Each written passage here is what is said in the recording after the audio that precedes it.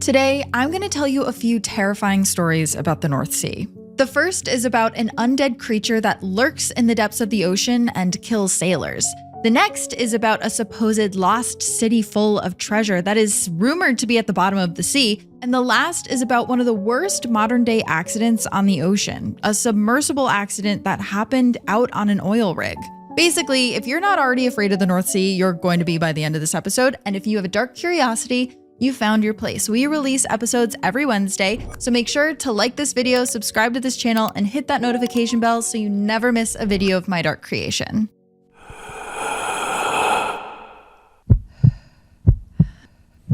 It's when your heart starts pounding.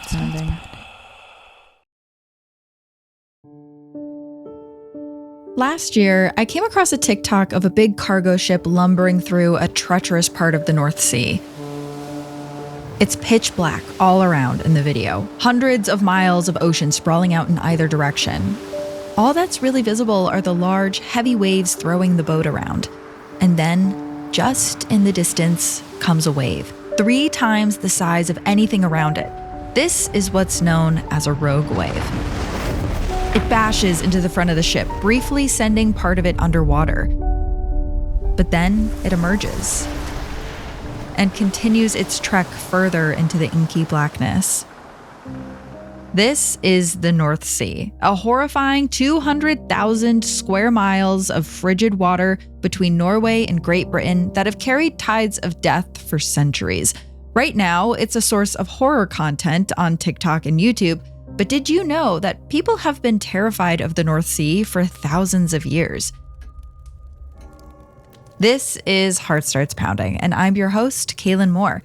And today, I want to take you through a history of horror in the North Sea. I want to tell you about the creatures the Vikings saw that took down entire ships, the lost city the sea swallowed whole, and a very real and very horrific accident that happened there more recently. In my mind, this episode gets less fantastical as we go, starting with folklore and ending with real-world horror.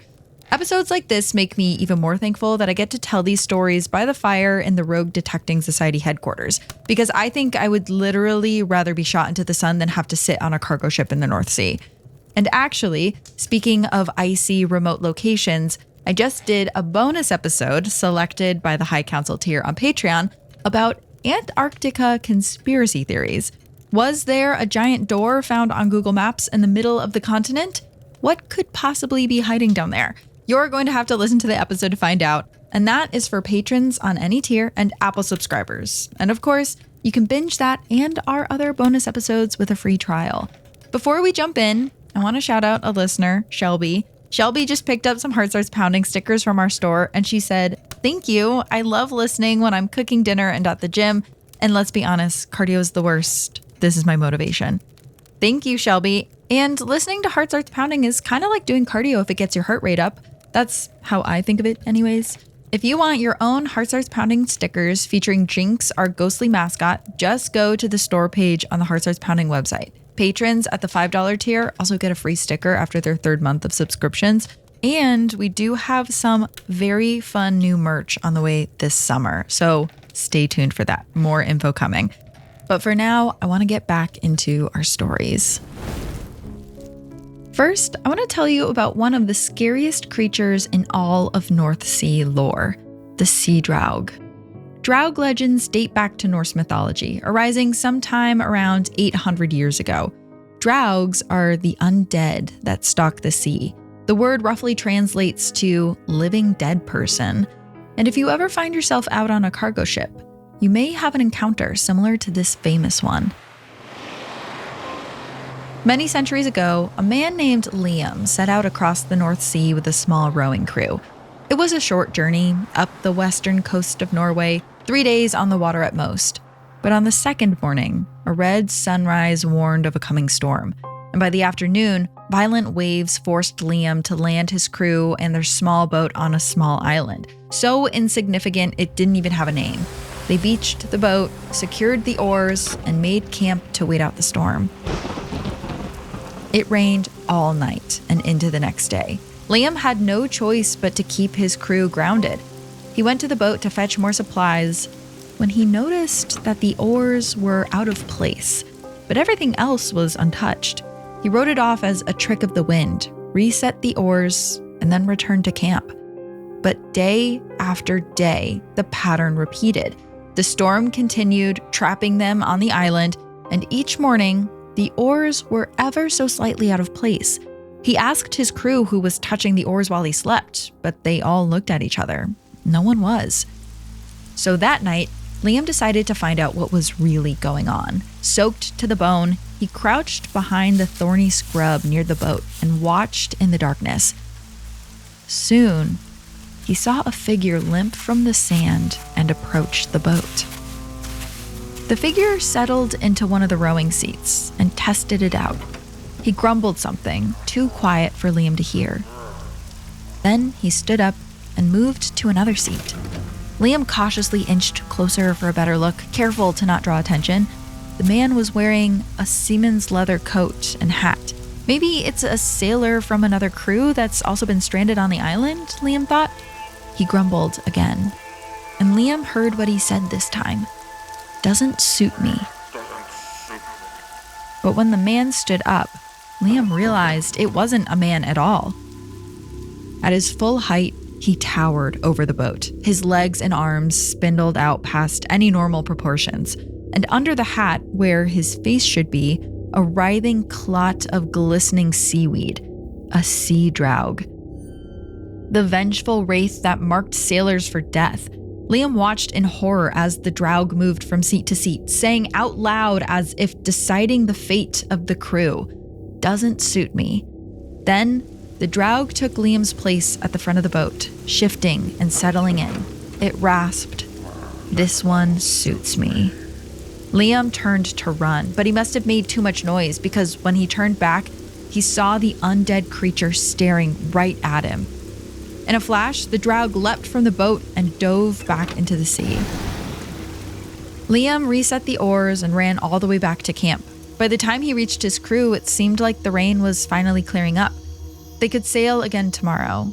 The men opened an extra bottle to celebrate, singing and drinking into the small hours, and Liam started to doze off in front of the fire.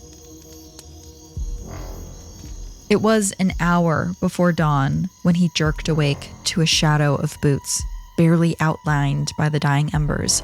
The long, stretched legs took a squelching step towards him. Before he could even make a sound, he felt a cold metal spike plunge into his chest. He tilted his head back to see the draugr's dripping face. A sly smirk outlined by decaying seaweed. "This one suits me," the creature said. According to Nordic mythologies, draugrs were one of the worst creatures you could encounter out on the sea. They came in multiple shapes and sizes. Some had supernatural powers, could shapeshift, or dispensed prophecy. Most draugrs were malevolent, exacting vengeance on the living. Some believed the legends were a way to personify the all-too-present specter of death for seafaring Vikings. Shipwrecks were incredibly common throughout most of history. In fact, in the 1860s, Norwegian scholars recorded an average of 100 shipwrecks per year.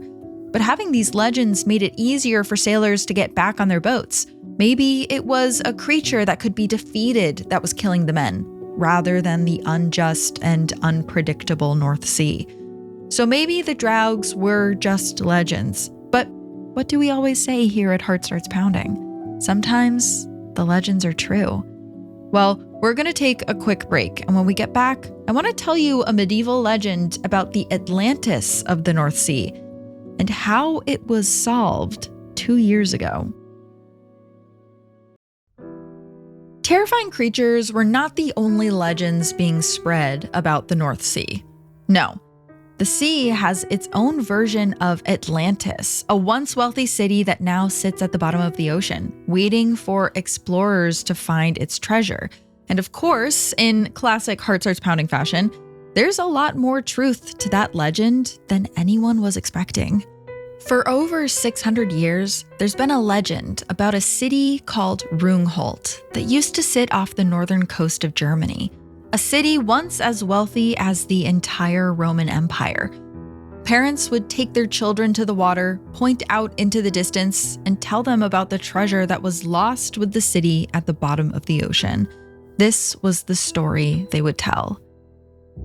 One night, hundreds of years ago, a Catholic priest named Father Charles was alone in his stone church. The last prayer had been whispered over an hour ago, leaving only the sputters of dying candles and his desperate ruminations. He was praying for the city that he no longer recognized. He had come to Rungholt with so much purpose. When he first arrived, the city was being built on top of a bog, rising from the area out of nothing. He watched with pride as the city grew into a thriving epicenter, fueled by trade and commerce, making the people richer and richer every year. But over time, he noticed Rungholt had been overtaken by greed, pride, and folly. His own church seemed to just be a token of vanity. It was massive. There was room for 1,000 people easily. But would the pews at Christmas Mass even be half full? He had lost his congregation to the altar of wealth. As he prayed silently, he heard the front door bang open. And there, in the doorway, was a young boy. The boy ducked his head, stammering, "Please, you have to come quick." There was a man at the inn down the road, and he didn't have much time. He needed the blessing of a priest. "Of course," Father Charles said. "Lead the way."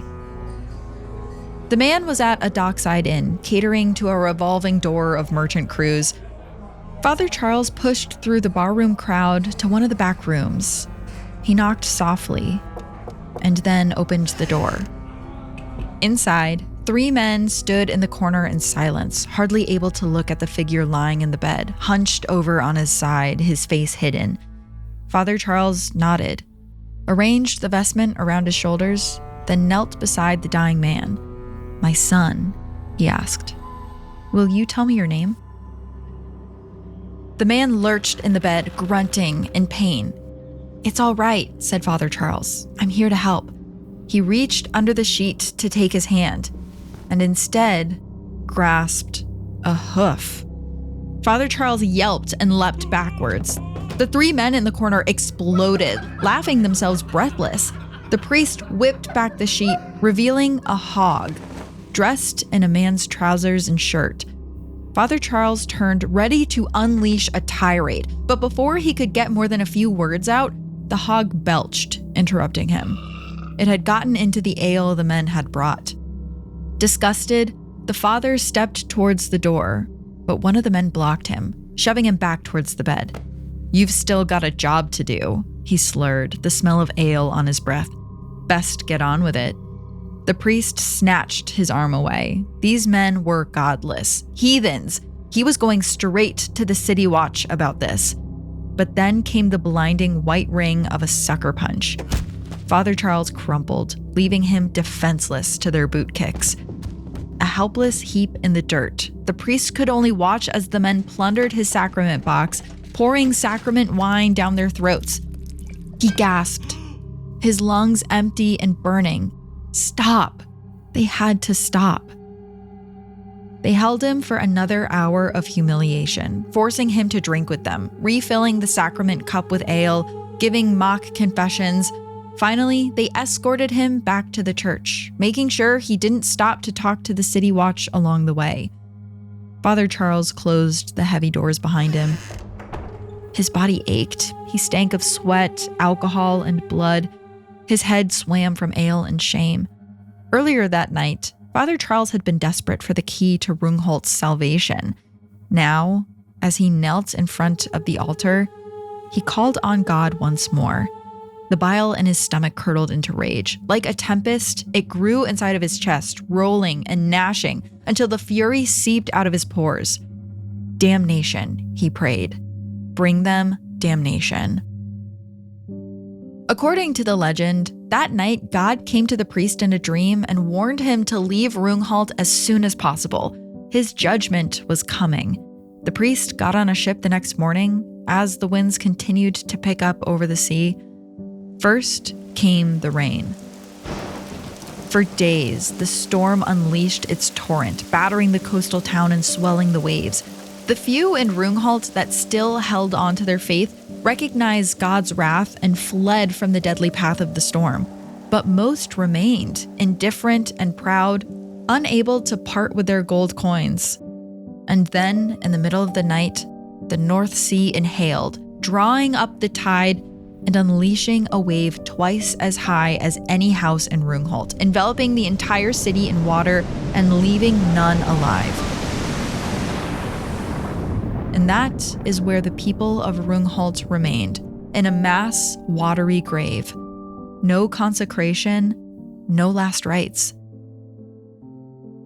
See, children, that's why you never abandon your church, the parents would say on the sandy beaches as they finished the legends, and the children would nod, their eyes wide in horror, and an image of the people of Rungholt dead at the bottom of the ocean forever burned into their brains. For centuries, Rungholt was dismissed as just a legend, a morality tale. To some, though, it seemed like a lost city of gold, a treasure trove of wealth waiting beneath the waves. Either way, it read like fiction. But in 2023, researchers in Germany were out on the tidal flats of the North Sea, in the area they believed Rungholt used to be. They were using a survey vehicle that did magnetic mapping and allowed them to map what was under the muck, when all of a sudden they got a hit, an abnormality beneath the sand. The researchers started digging, careful as to not destroy any ancient artifacts they might find, when they found the foundation of a church. Out there, in what looked like the middle of nowhere, the researchers proceeded to find 2 kilometers of medieval settlement mounds, full of ruins from an ancient city. They found Rungholt. It was a real place. Based on the artifacts discovered in the ruins, Rungholt was a wealthy, prosperous town. One of the biggest indicators of this was the foundation stones left behind by a large church in the middle of the town. A structure this size in the Middle Ages needed significant funding. How did a city of this size just vanish? The North Sea is bordered by land on 3 sides: the UK to the west, the Netherlands and Germany to the south, and Denmark and Norway to the east. That means when a storm system gathers overhead, dumping rain, there's not really anywhere for the water to go except up, dramatically increasing the size of the waves, sometimes by 15 feet. And then those supersized waves just come ashore.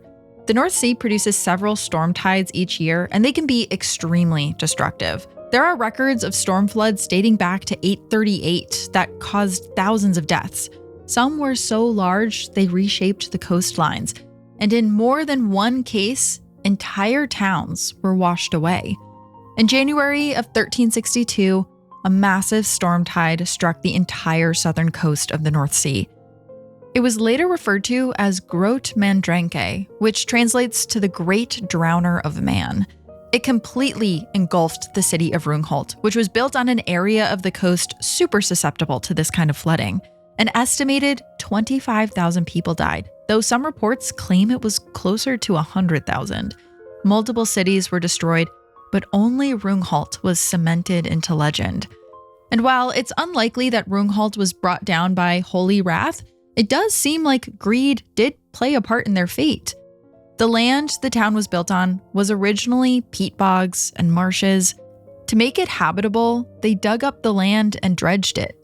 This is what helped them prosper, as the nutrient-rich soil underneath was perfect for agriculture. They also harvested salt from the marshlands, another profitable commodity. But all of this change was basically rapid terraforming. The city sank below sea level. They built dikes for protection, but it wasn't enough considering how much they had altered the landscape. Eventually, the right storm at the wrong time reclaimed the entire island. And so while Rungholt might not be a cautionary tale about leaving the church, it is a cautionary tale about building a city on inhospitable land, a mistake we've been making for at least 600 years, it seems. As for the Rungholt treasure, well, it hasn't been found yet. And researchers say they aren't convinced they'll find any, but every time someone says that, I wonder if they're just saying it because they know there's treasure out there and they just don't want treasure hunters to flood the area. But for a city known for its obscene wealth and prosperity, Surely there's one chest of gold pieces buried somewhere beneath the ruins. So far, we've spent this episode looking to the past, peeking in the corners of myths and legends, but let's leap forward into the present. What are the modern horrors of the North Sea? There's still plenty of fishing ships and trade vessels out there. Well, today they're called commercial trawlers and container ships. Sure, they still have to navigate the unpredictable patterns of the North Sea, but they've got much better tools today. And let's face it, loads of automation. But think about the dangers that inspired the sea draugr. What is today's version of that? Given how much time they spend on the water, the closest equivalent might be offshore oil riggers. All of the things that have historically made the North Sea dangerous still apply to modern oil rigs. Unpredictable squalls, high-force winds, rogue waves. Even still, in 2015, there were 173 rigs operating in the region.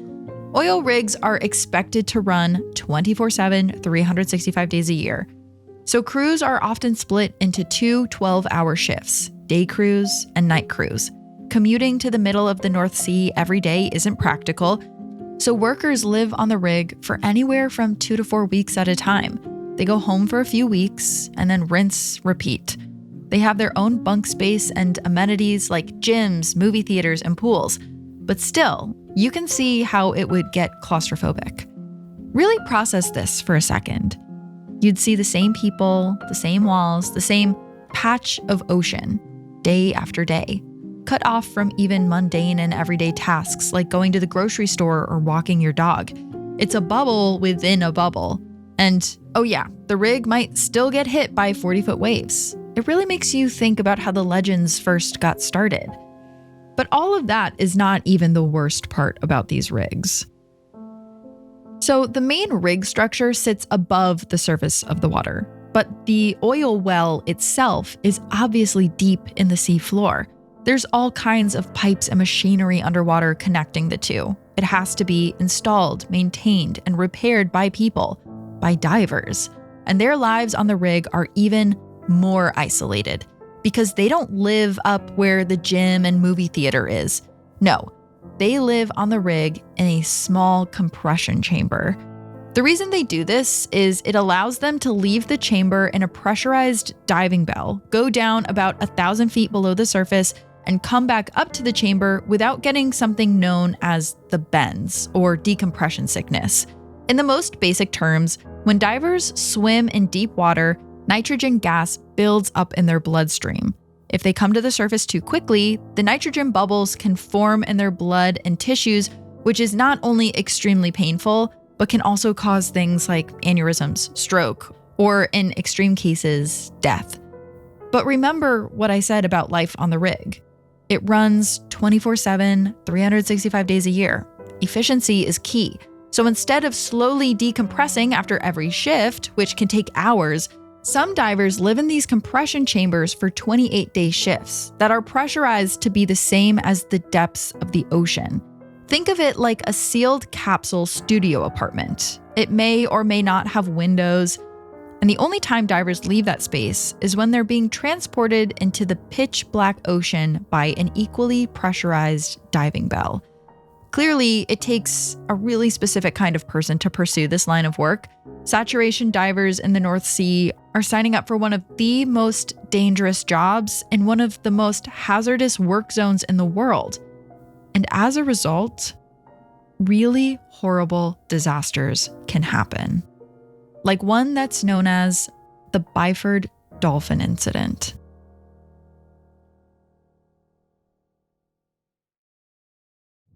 It was November 5th, 1983.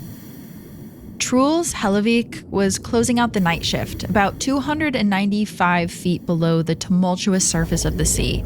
Above him, giant waves churned and bashed into the oil rig. But down where he was, it was quiet and still in the dead of night.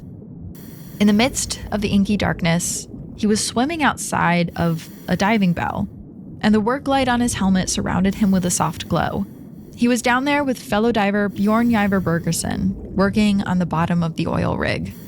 It had been a long shift. These divers were expected to work on as little as 3 hours of sleep, and that night, the two men were tired.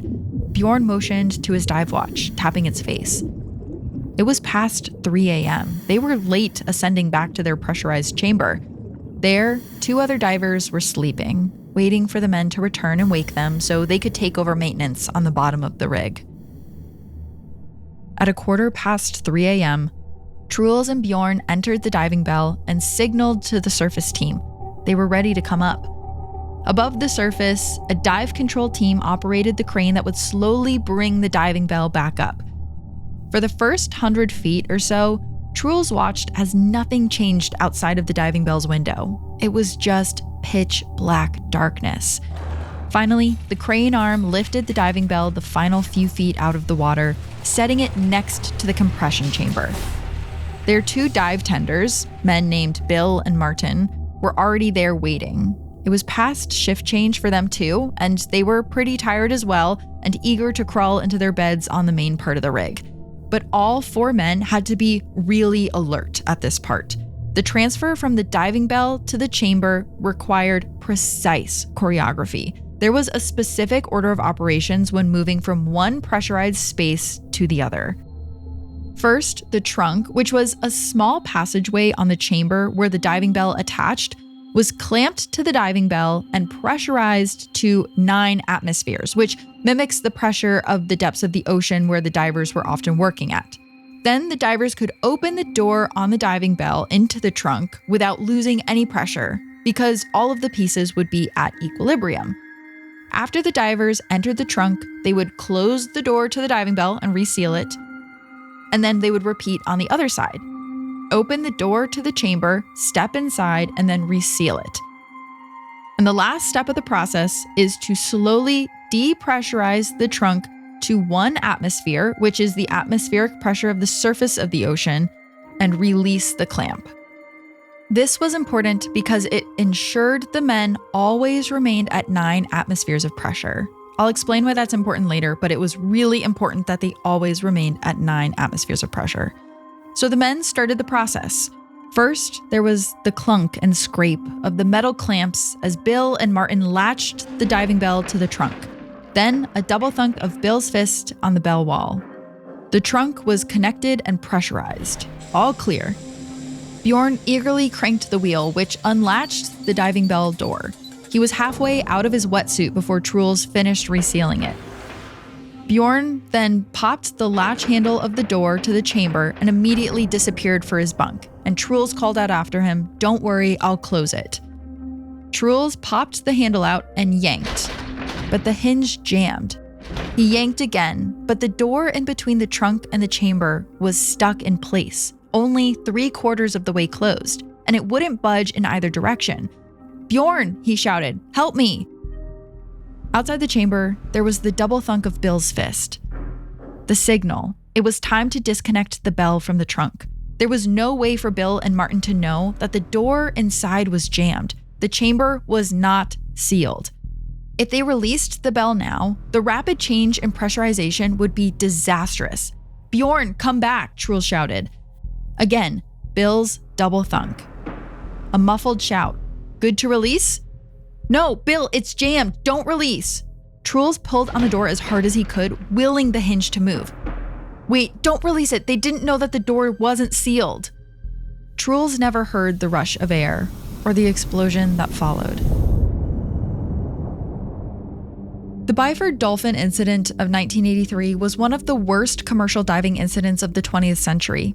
In the blink of an eye, 5 men died, and it was completely preventable.